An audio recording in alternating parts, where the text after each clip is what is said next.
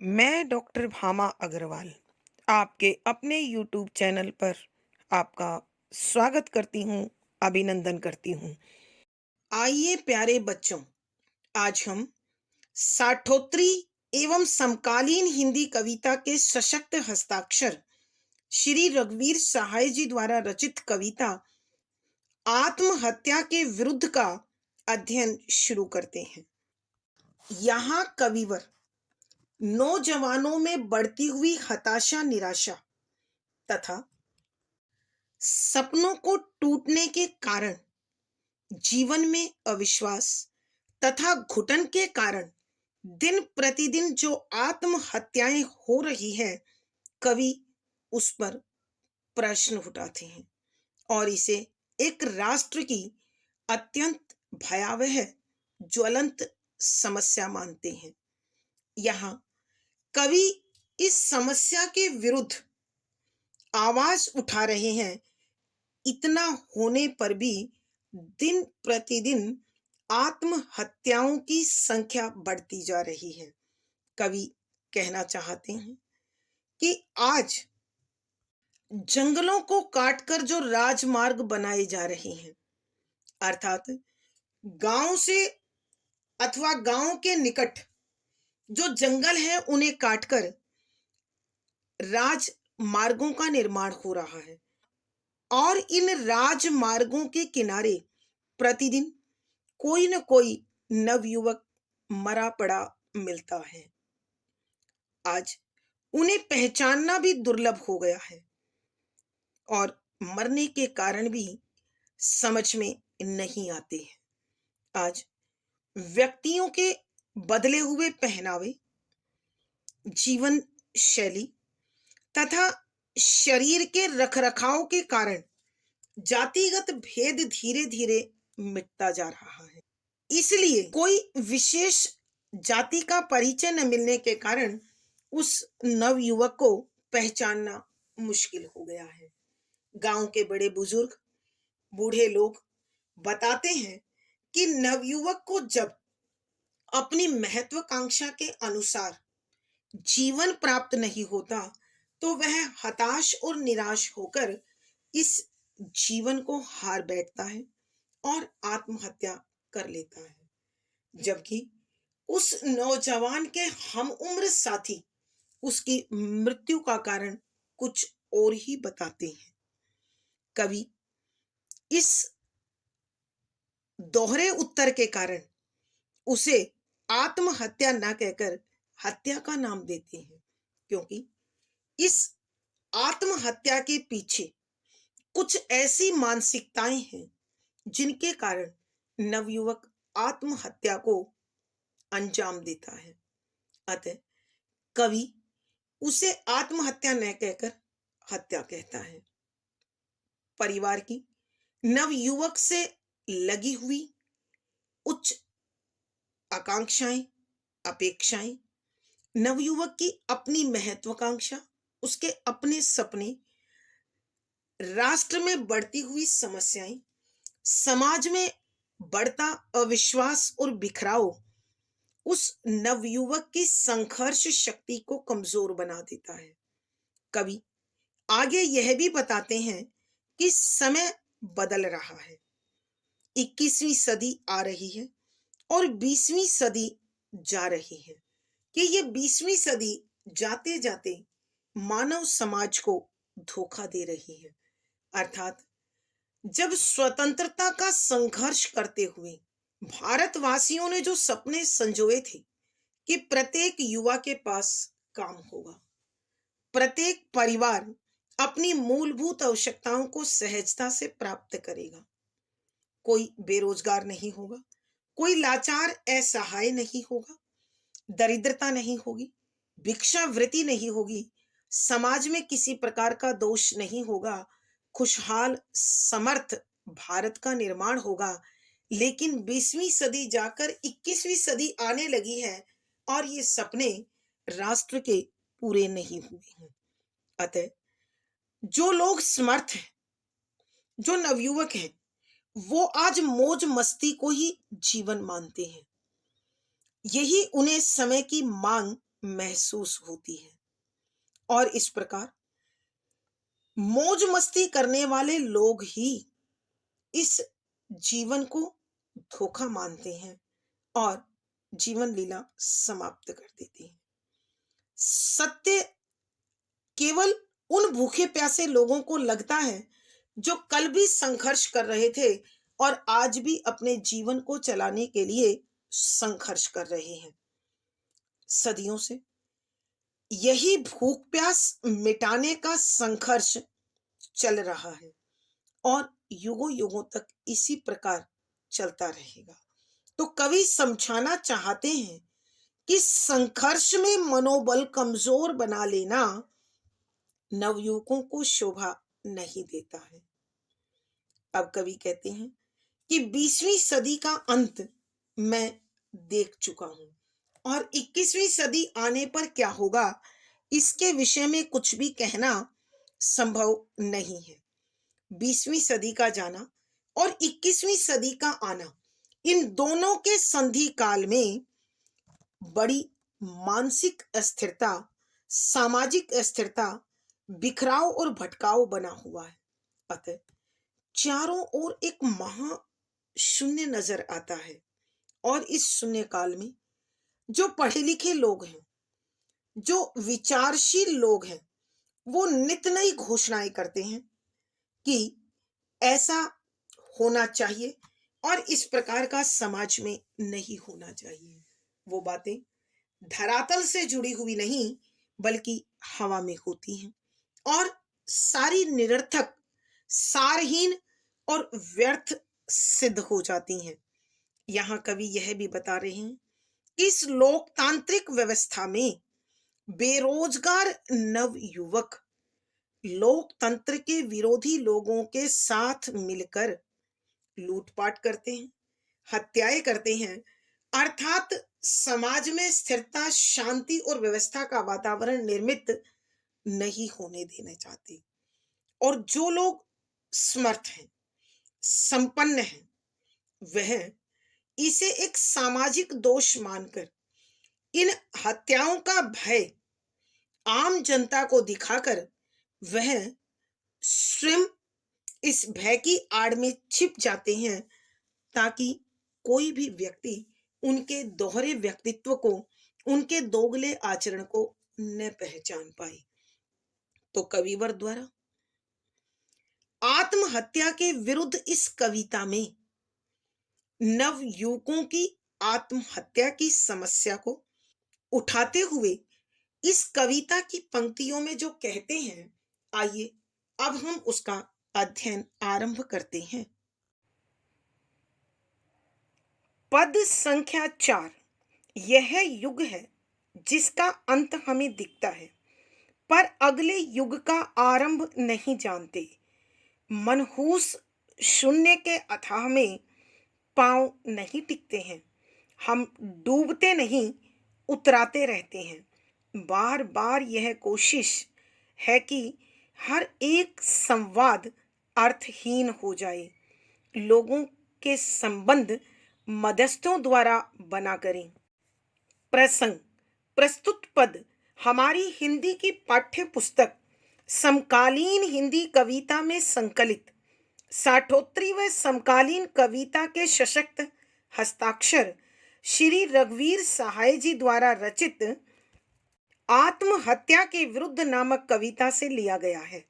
संदर्भ, यहाँ कविवर नवयुवकों में घटती सहन शक्ति, संघर्ष शक्ति और जीवन में अविश्वास के कारण जो आत्महत्या की घटनाएं बढ़ रही हैं, उन पर चिंता जताई है। यहाँ कवि ने इस आत्महत्या का विरोध किया है, परंतु फिर भी ये आत्महत्याएं और इनका सिलसिला रुकने का नाम नहीं ले रहा है। कवि इनके कारणों पर विचार कर रहे हैं और उनके मन में इस दुर्घटना के कारण अथवा इन दुर्घटनाओं के कारण अथाह पीड़ा है और उसी पीड़ा का उल्लेख इन पंक्तियों में हुआ है। व्याख्या शब्दों के अर्थ आवश्यकता के अनुसार यहाँ कविवर रघुवीर सहाय जी वर्तमान दौर में नवयुवकों के मन की अस्थिरता, भटकाव और विचारों का बिखराव उनकी आत्महत्या का प्रमुख कारण कवि को महसूस होता है। अतः वो इसी पर विचार करते हुए कहते हैं कि जो सपने नवयुवकों ने 20वीं शताब्दी में संघर्ष काल के दौरान देखे थे, वो सपने साकार नहीं हो सके। तो उन सपनों के टूटने की जो टीस है, जो पीड़ा है, यहाँ वो स्पष्ट अपना परिणाम दिखा रही है। इसलिए कवि लिखते हैं कि यह युग है जिसका अंत हमें दिखता है कि 20वीं शताब्दी समाप्त होने जा रही है और यह अपने अंत के साथ नवयुवकों में दिन प्रतिदिन जीवन के प्रति मोह और संघर्ष शक्ति दोनों दिन प्रतिदिन क्षीण हो रही है, कमजोर पड़ रही है। इसीलिए नवयुवक आत्महत्या जैसा भयावह कदम उठा रहे हैं, कठोर कदम उठा रहे हैं, पर अगले युग का आरंभ नहीं जानते कि आने वाली 21वीं सदी हमारे लिए क्या संदेश लेकर आएगी, कैसा जीवन लेकर आएगी, मनुष्य के जीवन में किस प्रकार का दौर होगा, इसके विषय में हमें कोई बोध नहीं है, कोई जानकारी नहीं है, कोई ज्ञान नहीं है। हम सब 21वीं सदी में खुशहाली का इंतजार कर रहे हैं। मनहूस शून्य के अथाह में पांव नहीं टिकते हैं। मनहूस अशुभ, शून्य जहां कुछ भी दिखाई ना दे, अर्थात मनुष्य के मन की वो घुटन जहां कहीं उससे मुक्ति का रास्ता दिख नहीं रहा हो, शून्य जिसका कोई और छोर नहीं होता। के अथाह अंतहीन में पांव टिकना अर्थात स्थिर होना, ठहर जाना। यहां कवि कहते हैं कि 20वीं सदी का अंत और 21वीं सदी का आरंभ, इसका जो संधि काल है, यह अत्यंत अशुभ समय है, क्योंकि ऐसे समय में युवाओं के विचार भटक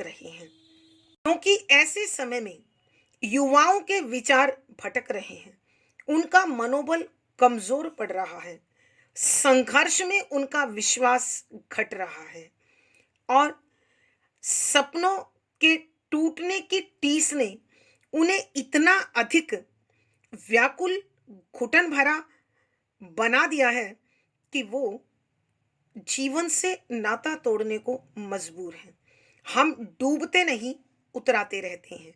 कि कवि कहते हैं हम अपने विचारों में, अपने भावों में गहराई से उन पर विचार नहीं करते हैं, उतराते रहते हैं और हम उनमें ऊपर ऊपर घूमते रहते हैं।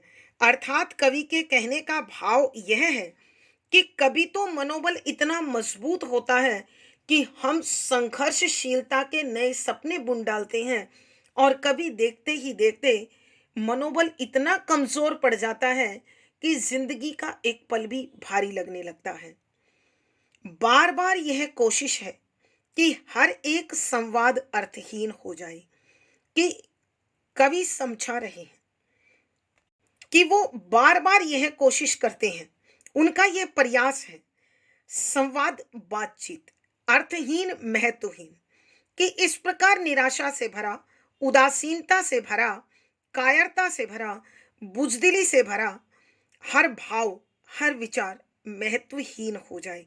अर्थात कहने का भाव यह है कि जो भी ऐसा विचार अथवा भाव है जो मनुष्य को कमजोर करता है, वह अपना महत्व खो दे, अपना अस्तित्व समाप्त कर दे। लोगों के संबंध मध्यस्थों द्वारा बना करें, कि लोग आपस में विचार, आपसी वार्तालाप, आपसी बातचीत बिचौलियों के माध्यम से करें, ताकि जीवन कभी भी इस प्रकार निराशा भरा, घुटन भरा और उदासी से भरा ना हो और मनुष्य अपने जीवन में संघर्ष को हमेशा तैयार रहे। आइए बच्चों, हम एक बार फिर इस पद की व्याख्या करते हैं। यहाँ कविवर रघुवीर सहाय जी आत्महत्याओं का बढ़ता सिलसिला, दिन प्रतिदिन आत्महत्याओं की बढ़ती घटनाओं पर चिंता जता रहे हैं और वो इस दुर्घटना का, इस बुराई का, इस समस्या का कारण समझते हैं कि युवाओं में दिन प्रतिदिन निराशा का वातावरण, उनके मन की घुटन, संघर्ष के प्रति घटता विश्वास जीवन के मोह की डोर को तोड़ देता है। अतः नवयुवकों को जीवन की अपेक्षा मृत्यु सरल लगती है। इसी भाव को प्रकट करते हुए कवि कहते हैं कि यह युग है जिसका अंत हमें दिखता है कि 20वीं शताब्दी में जो संघर्ष के दौरान सुंदर सपने देखे, खुशहाली के सपने देखे, वो साकार न होने के कारण यह 20वीं शताब्दी का अंत हमारे लिए अत्यंत पीड़ादायक है, अत्यंत कष्टप्रद है। इस दौर में नवयुवकों के घटते मनोबल वास्तव में जीवन के प्रति अविश्वास है, पर अगले युग का आरंभ नहीं जानते कि कविवर कहते हैं 21वीं सदी आरंभ होने जा रही है और यह आने वाला युग हमारे लिए क्या लाएगा, कैसा जीवन होगा, कैसे जीवन के प्रति दृष्टिकोण होंगे, कैसे जीवन शैली होगी, इसके विषय में किसी को कोई जानकारी नहीं है। मनहूस शून्य के अथाह में पांव नहीं टिकते हैं कि कविवर बताते हैं कि 20वीं सदी का अंत और 21वीं सदी का आरंभ का यह संधि काल हमारे लिए, मानवता के लिए, मानव समाज के लिए अत्यंत अशुभ है, क्योंकि जिस प्रकार शून्य का कोई और छोर नहीं होता, उसी प्रकार नवयुवकों को अपनी मन की घुटन और निराशा में मुक्ति का कोई मार्ग दिखाई नहीं देता है। इसलिए वो इसकी गहराई में डूबते चले जाते हैं। वहां उनके विचार, उनके भाव स्थिर नहीं रहते। मन की यह स्थिरता, विचारों का बिखराव और हृदय की घुटन जीवन नहीं जीने देती है। हम डूबते नहीं उतराते रहते हैं कि कवि कहते हैं, कभी तो मन का उच्च मनोबल जीवन को सुनहरा बनाने का प्रयास करने के सपने दिखाता है, तो कभी मनुष्य के मन की घुटन उसे जीवन से भागने पर मजबूर कर देती है।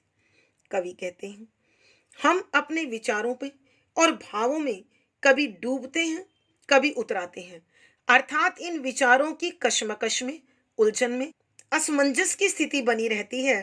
परिणाम स्वरूप मानव के मन को मुक्ति का कोई मार्ग दिखाई नहीं देता।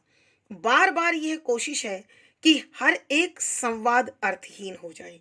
कवि कहते हैं कि मेरा हर बार यह प्रयास है, मैं बार बार यह कोशिश करता हूं कि मनुष्य के मन में उठने वाले नकारात्मक विचार, नकारात्मक भाव, नकारात्मक बातचीत अपना महत्व खो दे, उसका कोई अर्थ ना हो। अर्थात कहने का भाव यह है कि यह नवयुवकों के मन पर कोई ऐसी चोट ना करे कि वो जीवन से और जीवन के संघर्ष से भागने लगे। इसका समाधान खोजते हुए कविवर कहते हैं कि लोगों के संबंध मध्यस्थों द्वारा बना करें, कि लोग अपने भाव और विचार एक दूसरे तक बिचौलिए के माध्यम से पहुंचाए, ताकि स्थितियां कुछ बदल सकें। अर्थात भावों का स्वरूप और विचारों का उन्माद मानव पर हावी ना होने पाए। भावार्थ, कवि के कहने का भाव यह है कि मानव ने अपने जीवन को लेकर जो सुनहरे सपने सजाए हैं, उन सपनों के टूटने के कारण मन की घुटन और निराशा नवयुवकों के जीवन के उत्साह को समाप्त कर रही है। विशेष यहाँ कवि ने दिन प्रतिदिन बढ़ती आत्महत्या की घटनाओं पर चिंता जताई है। सरल सहज परवाहमयी खड़ी बोली का प्रयोग है। इस आत्महत्या का कारण कवि वर्तमान व्यवस्था तंत्र को स्वीकार करता है तथा जनसाधारण के दुखों के प्रति कवि के मन में गहन सहानुभूति है, संवेदना है, करुण रस है, प्रसाद गुण है, लक्षणा शब्द शक्ति है, मुक्तक छंद गे शैली और संगीतात्मकता बनी हुई है। यहाँ अनुप्रास, उल्लेख, पुनरुक्ति प्रकाश, संदेश आदि अलंकारों का सुंदर सटीक प्रयोग हुआ है। पांव टिकना मुहावरे ने भाव सौंदर्य को बढ़ा दिया है। पद संख्या 5। आज इन टूटते रिश्तों को सार्वजनिक मान्यता देते हैं, अध्येता करते हैं प्रबंध की एक शैली का उद्घाटन, जनता के साधनों से नए लाभ की।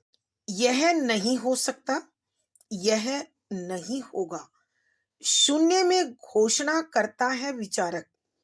पढ़े लिखे लोगों के बीच सिद्ध होता है कि संवाद मर गया। प्रसंग पूर्ववत संदर्भ। इस कविता में कविवर रघुवीर सहाय जी नवयुवकों में दिन प्रतिदिन आत्महत्या की बढ़ती प्रवृत्ति की ओर चिंता जताते हुए उन्होंने इन आत्महत्याओं के कारणों को ढूंढने की कोशिश की है। वो बताते हैं कि वर्तमान दौर ऐसा भयावह है कि नवयुवकों के आत्मविश्वास को, उनकी संघर्षशीलता को, उनकी सहन शक्ति को, उनके मनोबल को दिन प्रतिदिन कमजोर कर रहा है और वो जीवन की बाजी हार जाते हैं। यह कवि के लिए और विचारकों के लिए एक बड़ी ज्वलंत समस्या है। अतः कविवर इसका समाधान खोजते हुए लिखते हैं कि व्याख्या शब्दों के अर्थ आवश्यकता के अनुसार आज इन टूटते रिश्तों को सार्वजनिक मान्यता देते हैं, अध्येता।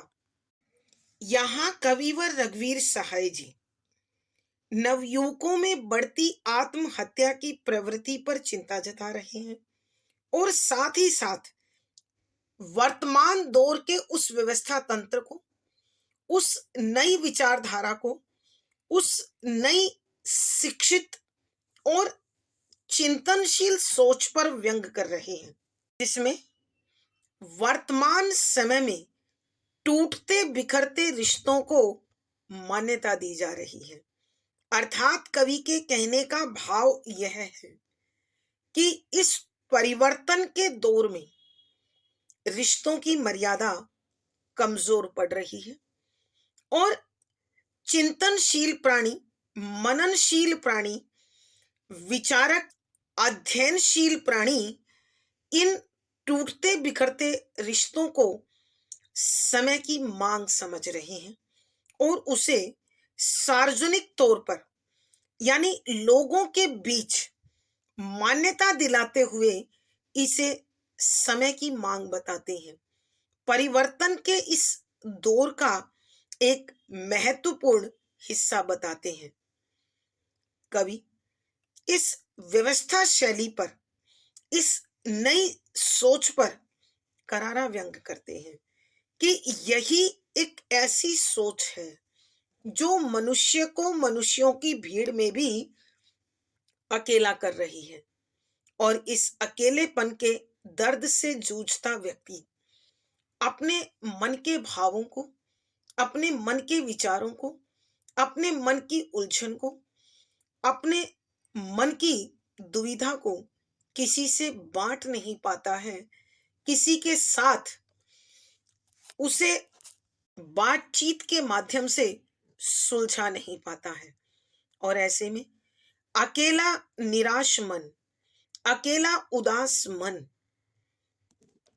अत्यधिक पीड़ा और घुटन से जूझता हुआ जीवन से भागने लगता है।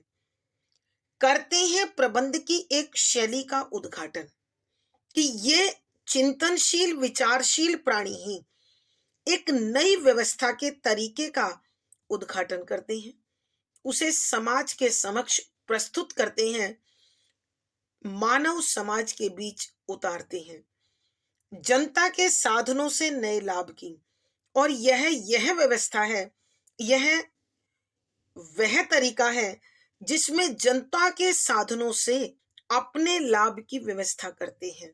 अर्थात कवि के कहने का भाव यह है कि ये चिंतनशील प्राणी, ये मननशील प्राणी, ये समाज के वो बुद्धिजीवी वर्ग जो समाज कल्याण की बातें करता है और बड़े बड़े भाषण और प्रवचन देता है, वही जनता के साधनों से जनता को चलने का एक नया तरीका खोज निकालता है। परिणाम स्वरूप सदियों से चला जाने वाला मानव आज भी अपने को छला हुआ पाकर और अधिक दुखी होता है।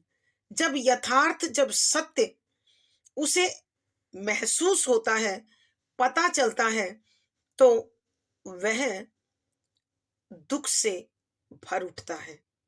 यह नहीं हो सकता, यह नहीं होगा, शून्य में घोषणा करता है विचारक कि ये नई नई सोच के विचार करने वाले लोग, नई नई सोच का सूत्रपात करने वाले लोग, उसका प्रबंध करने वाले लोग मानव समाज के बीच न जाने कैसी कैसी घोषणाएं, कैसे कैसे विचार शून्य काल में करते रहते हैं कि यह हो सकता है, यह नहीं हो सकता है।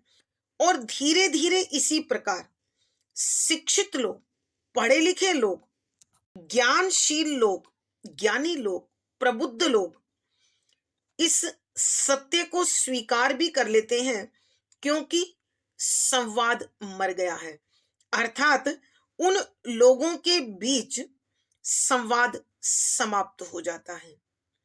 अर्थात कवि के कहने का भाव यह है कि ये नए दौर के विचारक समाज में ऐसी ऐसी घोषणाएं करते हैं, अर्थात समाज को अंधेरे में रखकर इस शून्य काल में 20वीं शताब्दी के अंत और 21वीं शताब्दी के आरंभ के इस शून्य काल में अनेक ऐसी घोषणाएं करते हैं, अनेक ऐसे विचार रखते हैं कि यह नहीं हो सकता और यह नहीं होगा। और पढ़े लिखे लोग, शिक्षित लोग, प्रबुद्ध वर्ग संवाद न होने, अर्थात आपस में बातचीत न करने के कारण इन घोषणाओं को स्वीकार कर लेते हैं। परिणाम स्वरूप संवाद के अभाव में, बातचीत के अभाव में मानव का पीड़ित मन अनेक प्रश्नों से घिरा हुआ मन की घुटन को, मन के दर्द को यूं ही झेलता रहता है और आखिरकार खुद उसमें उलझ कर रह जाता है। आइए बच्चों, हम एक बार फिर इस पद की व्याख्या करते हैं। यहाँ कविवर रघुवीर सहाय जी नव युवकों में बढ़ती आत्महत्या की प्रवृत्ति पर चिंता जताते हैं और वो इन आत्महत्याओं के कारणों को खोजते हुए कहते हैं कि आज इस नए दौर में विचारशील प्राणियों ने, प्रबुद्ध वर्ग ने, बुद्धिजीवी वर्ग ने, अध्ययनशील प्राणियों ने समाज में टूटते बिखरते रिश्तों को सार्वजनिक तौर पर मान्यता दे दी है। अर्थात कवि कहते हैं कि उन्होंने परिवर्तन के इस दौर की मांग को कहते हुए इस बिखराव को, इन टूटते रिश्तों की पीड़ा को, अर्थात कवि के कहने का भाव यह है कि ये टूटते बिखरते रिश्ते परिवर्तन के इस दौर की मांग स्वीकार कर लिए गए हैं। परिणाम स्वरूप अकेला व्यक्ति अपने मन की पीड़ा के साथ जूझता हुआ घुटन भरा जीवन जीता है और अंततः इसी दर्द की घुटन में अपने विचारों को एक दूसरे के साथ न बांट पाने के कारण किसी भी समस्या का समाधान नहीं खोज पाता और इन समस्याओं से घिरा होने के कारण जीवन की बाजी हार जाता है। करते हैं प्रबंध की एक शैली का उद्घाटन जनता के साधनों से नए लाभ की कि यह अध्ययनशील वर्ग, यह बुद्धिजीवी वर्ग ही एक व्यवस्था के ऐसे तरीके का उद्घाटन करते हैं जिसके अंतर्गत जनता के साधनों से अर्थात व्यवस्था करने वाले लोग ही एक ऐसा नया तरीका ढूंढ लेते हैं जिसमें जनता के साधनों से इस व्यवस्था की नई शैली का उद्घाटन करने वालों तक पहुंचता रहे। दूसरे शब्दों में हम यह कह सकते हैं कि सदियों से इस नेतृत्व करने वाले वर्ग ने आम आदमी को नए नए सपने और नए नए ढंगों से चला है और यह क्रम आज भी यथावत चल रहा है और भविष्य में भी इसी प्रकार के छल के नए तरीके, नए साधन खोजे जा रहे हैं।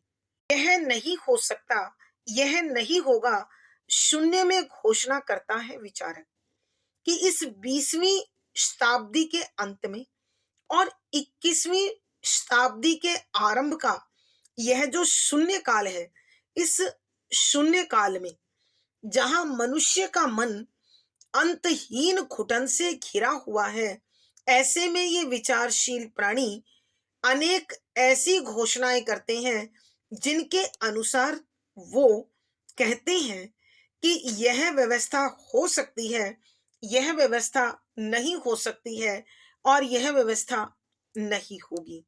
पढ़े लिखे लोगों के बीच सिद्ध होता है कि संवाद मर गया और कवि बताते हैं कि ऐसा लग रहा है कि जो शिक्षित लोग हैं, जो प्रबुद्ध लोग हैं, जो बुद्धिजीवी लोग हैं, उन लोगों के बीच आपस में अपने विचारों को बांटने की, उन विचारों पर तर्क करने की, उन विचारों को दूसरों के विचारों के साथ जोड़कर समाज के कल्याण के लिए जो बातचीत होती थी वो समाप्त हो रही है। अर्थात कवि कहना चाहते हैं कि शिक्षित, पढ़ा लिखा, बुद्धिजीवी वर्ग ही आज संवाद के अभाव में स्वयं भी इस नई व्यवस्था, नई शैली में चला जा रहा है और आम जनता को भी इसी में गुमराह किया जाता है। भावार्थ, कवि के कहने का भाव यह है कि इस परिवर्तन के नए दौर में विचारकों के द्वारा समाज की व्यवस्था को कमजोर बनाने वाले विचारों को, भावों को, प्रथाओं को स्वीकार किया जा रहा है, जिसके कारण सामाजिक व्यवस्था तंत्र अपनी सुगठित सुव्यवस्था को खोता जा रहा है और ऐसे में चारों ओर एक घुटन भरा कष्टप्रद वातावरण निर्मित हो रहा है।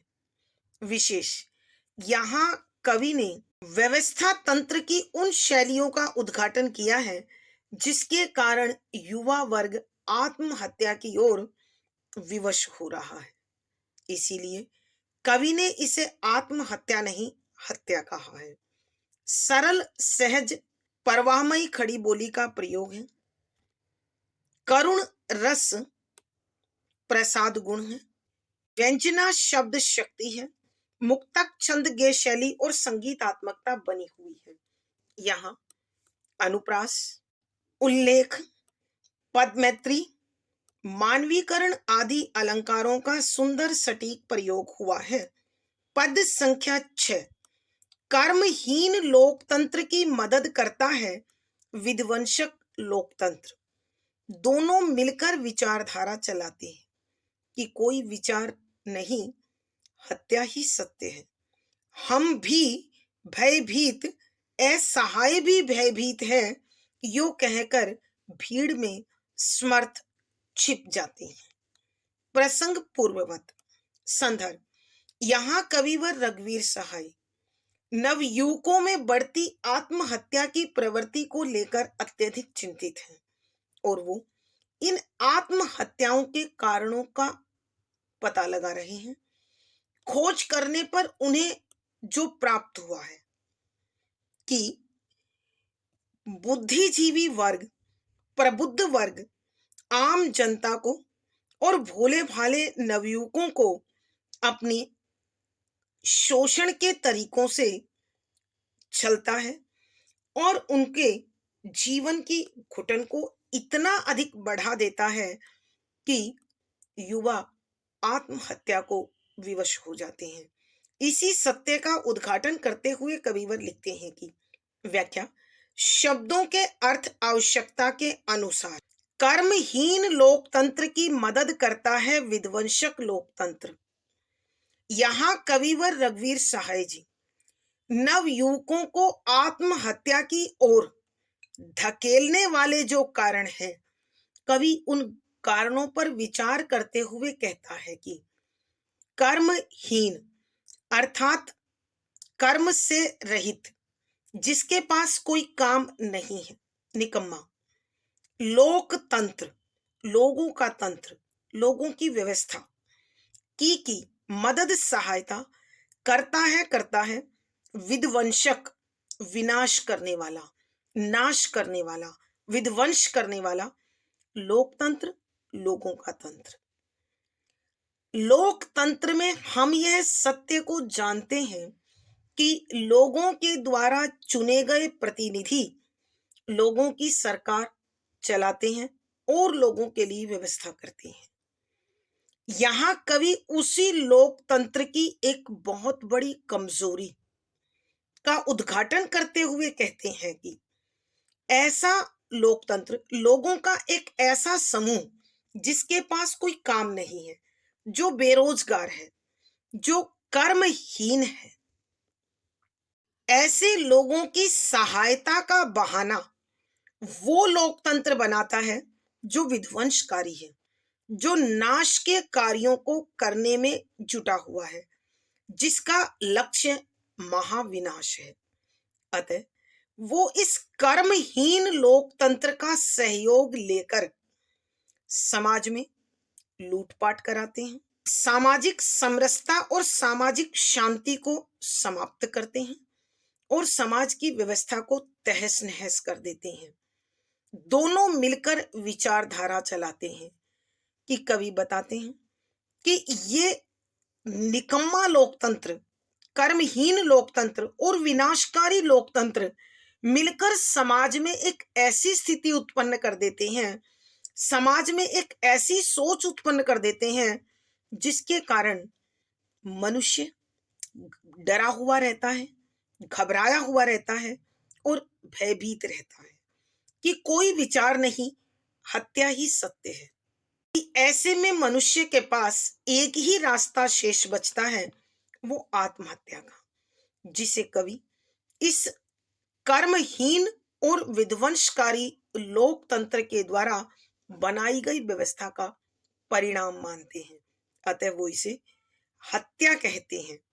हम भी भयभीत, कि कवि कहते हैं जब स्थिति बेकाबू हो जाती है, जब स्थिति को संभालना नामुमकिन होता है, तो ऐसे में यह विनाशकारी लोकतंत्र और यह कर्महीन समाज दोनों द्वारा उत्पन्न स्थिति को विचारशील प्राणी, समर्थ लोग यह कहकर कि हम डरे हुए हैं, असहाय, जो लाचार है, जो विवश है, मजबूर है, कमजोर है, कि हम भी डरे हुए हैं और लाचार, बेबस, कमजोर तो डरा हुआ है ही।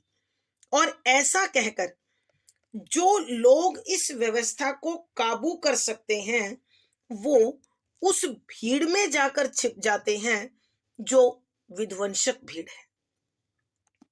जो शक्तिशाली लोगों की भीड़ है उसमें शामिल हो जाते हैं और समाज में वास्तव में विध्वंसक कौन है, कर्महीन कौन है, समर्थ कौन है, यह पहचानना नामुमकिन हो जाता है, असंभव हो जाता है, दुर्लभ हो जाता है।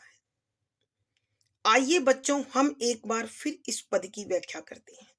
यहाँ कविवर रघुवीर सहाय जी युवाओं में दिन प्रतिदिन बढ़ती आत्महत्या की प्रवृत्ति को लेकर अत्यधिक चिंतित है। वो इन आत्महत्याओं के कारणों की खोज करते हुए बताते हैं कि लोकतांत्रिक समाज में या लोकतांत्रिक शासन प्रणाली में जो समाज का वर्ग निकम्मा है, कर्महीन है, जिसके पास कोई काम नहीं है, उसकी सहायता का बहाना बनाकर आता है विनाशकारी समाजतंत्र, विनाशकारी लोकतंत्र। और ऐसे में यह विध्वंसक लोकतंत्र, यह विनाशकारी लोकतंत्र, यह नाश करने वाला लोकतंत्र बेरोजगार युवाओं को काम देने के बहाने समाज में कुव्यवस्था फैलाता है, लूटपाट कराता है, चोरियां कराता है और मारकाट कराता है। और इस प्रकार ये दोनों मिलकर समाज को एक नई शैली, नई विचारधारा प्रदान कर देते हैं, जिसमें भय का वातावरण बन जाता है और आम नागरिक, आम व्यक्ति डरा हुआ, सहमा हुआ, घबराया हुआ रहता है कि कोई विचार नहीं, हत्या ही सत्य है। कि इनके द्वारा समाज में फैलाया जाता है कि जीवन में कोई और सत्य नहीं है, केवल हत्या ही सत्य है। और समाज में इस प्रकार मार काट की स्थिति उत्पन्न कर दी जाती है। ऐसे में जो लोग समर्थ हैं, जो लोग शक्तिशाली हैं, जो इनकी शक्तियों पर अंकुश लगा सकते हैं, वो भी इनसे मिलकर समाज के समक्ष प्रस्तुत करते हैं कि हम स्वयं डरे हुए हैं। और ऐसी स्थिति में असहाय भी भयभीत है कि जो लाचार है, जो बेबस है, जो कमजोर है, जो आम नागरिक है, वो भी डरा हुआ है, सहमा हुआ है। यूं कहकर भीड़ में समर्थ छिप जाते हैं कि शक्तिशाली लोग इस प्रकार इस विध्वंसक और निकम्मे लोकतंत्र की भीड़ में जाकर शामिल हो जाते हैं, उसमें छिप जाते हैं। और वास्तव में समाज में इस भय के वातावरण का निर्माण करने वाला कौन है, इस पर काबू कैसे पाया जाए, इसे कैसे सुधारा जाए, इन प्रश्नों के उत्तर केवल प्रश्नों के एक अंतहीन घेरे में घूमते रहते हैं और मानव समाज के हृदय में भय, घुटन, डर आदि का ऐसा वातावरण उत्पन्न कर देते हैं जिसके कारण डरा सहमा व्यक्ति जीवन जीने से डरने लगता है और मृत्यु को सरल सहज समझने लगता है। भावार्थ, कवि के कहने का भाव यह है कि लोकतांत्रिक प्रणाली में कुछ विनाशकारी शक्तियां बेरोजगार नवयुवकों को अपना मोहरा बनाकर समाज की शांति भंग करने की कोशिश करते हैं। परिणाम स्वरूप जो भय का वातावरण निर्मित होता है और जो भोले भाले सीधे साधे नवयुवक इन विनाशकारी शक्तियों के हाथ का खिलौना बनते हैं, अंततः वो मृत्यु को गले लगाकर अपने अपराध बोध से स्वयं को मुक्त करने की कोशिश करते हैं। विशेष यहाँ कवि ने नवयुवकों में होने वाली आत्महत्याओं की घटनाओं की जांच परख की है और उसका कारण विनाशकारी शक्तियों को स्वीकार किया है। सरल सहज परवाहमयी खड़ी बोली का प्रयोग है। इन आत्महत्याओं को मजबूरी बना देने वाले वर्ग के कारण ही कवि ने इसे हत्या का नाम दिया है। यहाँ व्यंजना शब्द शक्ति है, शांत रस प्रसाद गुण है, मुक्तक छंद गेय शैली और संगीतात्मकता बनी हुई है। यहाँ अनुप्रास, उल्लेख, उदाहरण आदि अलंकारों का सुंदर सटीक प्रयोग हुआ है। आज की कक्षा में प्यारे बच्चों इतना ही। अगली वीडियो में फिर मुलाकात होगी। पिछली वीडियो का लिंक आपको डिस्क्रिप्शन बॉक्स में मिल जाएगा। आशा है कविता का विषय आपको अच्छी प्रकार से समझ में आ गया होगा और आपके मन मस्तिष्क में अनेक प्रश्नों को जन्म दे रहा होगा। आप अपने भाव व विचार कमेंट बॉक्स में लिखें। वीडियो को लाइक करें, शेयर करें और चैनल सब्सक्राइब करें। आपका दिन और जीवन मंगलमय हो। इसी शुभकामना के साथ आभार, धन्यवाद।